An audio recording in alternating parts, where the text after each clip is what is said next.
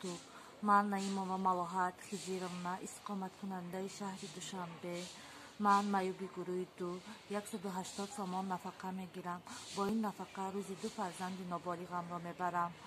خانه و در ندارم. در خانه خاله‌ام زندگی میکنم.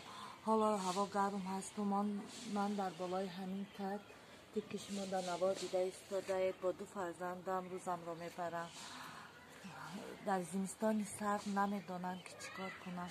در خانه خاله‌ام همچون اجاره نشین هستم و اینقدر سری سال با او زندگی کردم، ولی حالا 2 فرزندش که به بالغ رسیده است میخواهد فرزندانش را خانه‌دار کند و میخواهد که من جای خودم را با 2 فرزندم بیابم. من نمیدانم که سرم را در کجا مانم و 2 فرزندم را در کجا باید رسانم.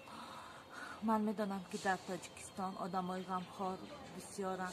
شاید به من کمک رسانند که یک خانگاه یا که یگان خوابگاه باشد که من سر خودم و 2 فرزندم را مانم و من در این ماه بزرگ قربان یاری رسانند. از شما احترامانه خواهش می نمایم که کمک خود را نسبت من معیوب دریغ ندارید. اگر من معیوب نمی بودم از مادرزاد شاید به خارجه بررسی رفته مثل دیگر زنها کار کرده صاحب خانه و در می شدم، لیکن افسوس که نمی توانم.